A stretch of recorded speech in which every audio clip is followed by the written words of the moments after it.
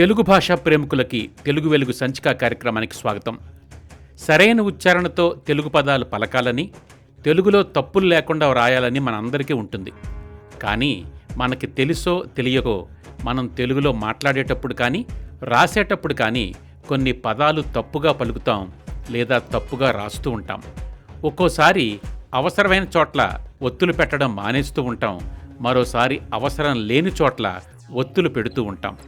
ఏది తప్పో ఏది ఒప్పో తెలియక తెకమక పడుతూ ఉంటాం. అలా మనల్ని కొంత గందరగోళానికి గురిచేసే కొన్ని తెలుగు పదాలు సేకరించి ఆ పదాల తప్పొప్పుల్ని తెలియజేసే ప్రయత్నమే ఈ తప్పులు లేకుండా తెలుగు దర్శిని. గతంలో పంచుకున్న మొదటి భాగంలో ఆ అక్షరంతో ప్రారంభమయ్యే 25 పదాల తప్పొప్పుల్ని తెలుసుకున్నాం. ఆ లింక్ను కూడా క్రింద డిస్క్రిప్షన్లో ఇస్తున్నాను. అవకాశాన్ని బట్టి తప్పకుండా చూడండి. ఇప్పుడు మీరు చూస్తున్న రెండవ భాగంలో ఆ అక్షరంతో ప్రారంభమయ్యే 15 పదాలకు సంబంధించిన తప్పొప్పులు తెలుసుకుందాం. ఈ దర్శనలో మీకు ఇవ్వబోయే ప్రతి పదానికి సరైన పదం ఏదో మీ అంత మీరు తెలుసుకునేందుకు 5 సెకన్ల సమయం ఇవ్వబడుతుంది. ఆ తరువాత సరైన పదం, ఉచ్చారణ, అర్థంతో సహా తెలియచేయబడుతుంది. ప్రతి సరైన పదం ఎలా వ్రాయబడుతుందో చూడండి, ప్రతి సరైన పదం ఎలా పలకబడుతుందో వినండి. వీడియో పూర్తిగా చూసిన అనంతరం మీ అంత మీరుగా ఎన్ని పదాలకు సరైన పదాల్ని సరిగా గుర్తించగలిగారో యూట్యూబ్లో కామెంట్గా రాయండి. ఈ వీడియో లింకును అందరితోనూ, ముఖ్యంగా నేటి యువతతోనూ తెలుగు భాషా ప్రేమికులతోనూ పంచుకోండి. ఇంతవరకు ఛానల్ను సబ్స్క్రైబ్ చేసుకోకపోతే వెంటనే సబ్స్క్రైబ్ చేసుకోండి.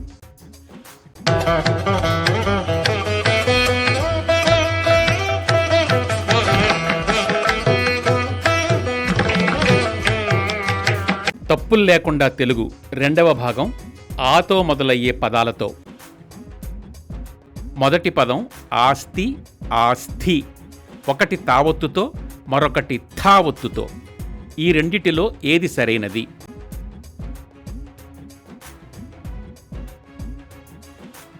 తావొత్తుతో రాసిన ఆస్తి సరైన పదం. కూడబెట్టిన ధనము, సంపద అని అర్థాలు. రెండవ పదం ఆషాఢం, ఆషాఢం. ఒకటి డాకి ఒత్తు లేకుండా, మరొకటి డాకి ఒత్తుతో. ఈ రెండిటిలో ఏది సరైనది?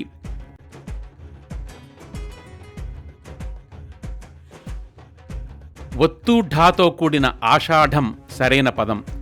ఒక తెలుగు నెల పేరు, మలయ పర్వతం, మోదుగ కర్ర అనేవి ఈ ఆషాఢం అనే పదానికి అర్థాలు.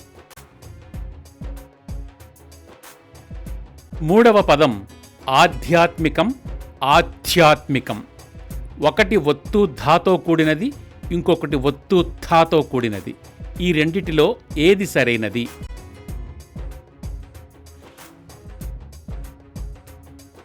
ధాతో కూడిన ఆధ్యాత్మికం సరైన పదం.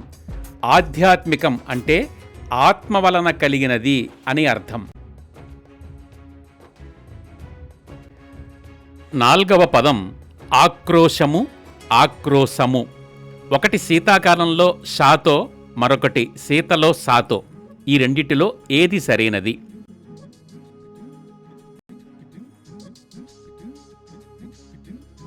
శీతాకాలంలో షాతో కూడిన ఆక్రోశము సరైనది. తిట్టు, నింద, అపవాదు అని ఆక్రోశానికి అర్థాలు. ఐదవ పదం ఆసు, ఆసు. ఒకటి శీతాకాలంలో సా, మరొకటి శీతలో సా. ఈ రెండిటిలో ఏది సరైనది?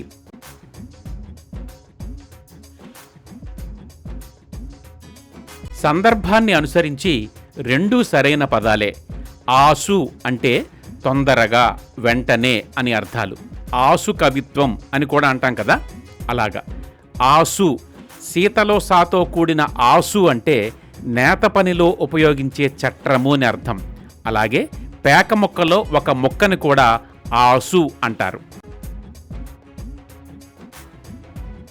ఆరవ పదం ఆస్థానము, ఆస్థానము. ఒకటి థావొత్తు, మరొకటి తావొత్తు. ఈ రెండిటిలో ఏది సరైనది?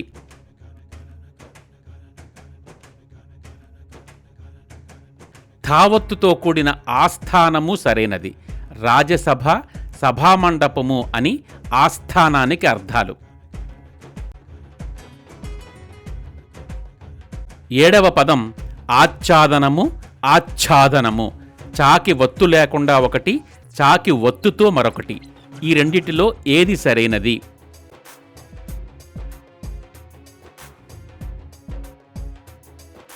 చా కింద ఛావత్తుతో కూడిన ఆచ్ఛాదనము సరైన పదం. కప్పుట అని, వస్త్రము అని ఆచ్ఛాదనానికి అర్థాలు. 8వ పదం ఆటంకము, ఆతంకము. ఒక పదంలో ట, మరొక పదంలో త. ఈ రెండిటిలో ఏది సరైనది?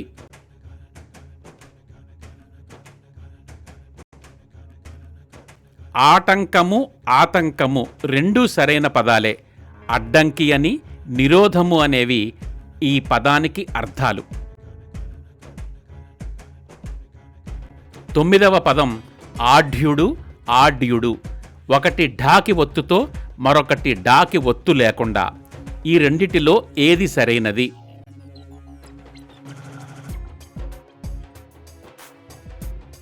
ఒత్తు ఢాతో కూడిన ఆఢ్యుడు సరైన పదం.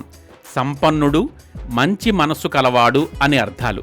గుణాఢ్యుడు అంటాం కదా. 10వ పదం ఆదానము, ఆధానము. ఒకటి ధాకి ఒత్తుతో, మరొకటి ఒత్తు లేకుండా. ఈ రెండిటిలో ఏది సరైనది?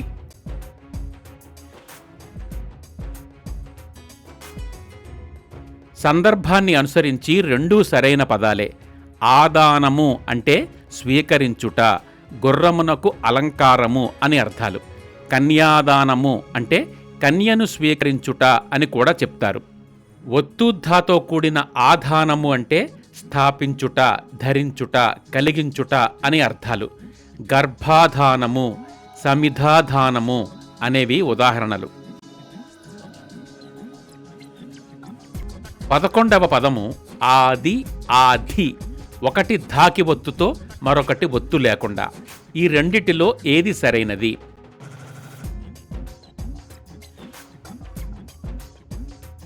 సందర్భాన్ని అనుసరించి రెండూ సరైన పదాలే. ఆది అంటే మొదలు, గురి, కొలత అని. ధావత్తుతో కూడిన ఆది అంటే వ్యసనము, మనోవ్యధ అని అర్థాలు. 12వ పదం ఆవేదన, ఆవేదన. ఒకటి ధావత్తుతో, మరొకటి ఒత్తు లేకుండా. ఈ రెండిటిలో ఏది సరైనది?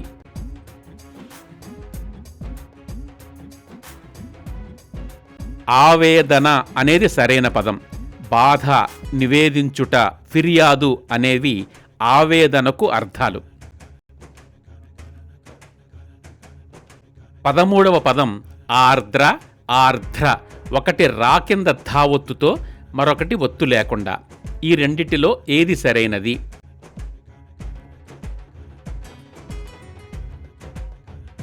ఒత్తులేని దాతో కూడిన ఆర్ద్ర అనేది సరైన పదం. ఒక నక్షత్రము, తడిసినది అని అర్థాలు. ఆర్ద్రము అంటాం కదా. 14వ పదం ఆవశ్యకము, ఆవశ్యము. ఈ రెండిట్లో ఏది సరైనది?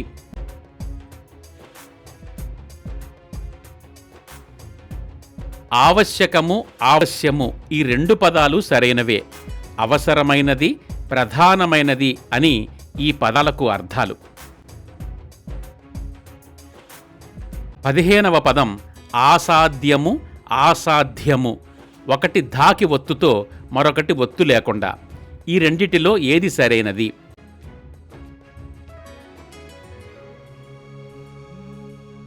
ఆసాధ్యము అనేది సరైన పదం. సిద్ధము చేయదగినది, పొందతగినది అని అర్థాలు. మీ అంత మీరుగా ఎన్ని సరైన పదాలు గుర్తించగలిగారో యూట్యూబ్లో కామెంట్గా రాయండి. ఈ వీడియో లింకును తప్పకుండా తెలుగు భాషాభిమానులందరితోనూ, ముఖ్యంగా నేటి యువతరంతోనూ పంచుకోండి. ఛానల్ను సబ్స్క్రైబ్ చేసి గంట మీద నొక్కండి. మరో అక్షరానికి సంబంధించిన తప్పొప్పులతో మళ్ళీ కలుద్దాం. అంతవరకు తెలుగులోనే మాట్లాడదాం. ధన్యవాదాలు. మీ పున్నమరాజు.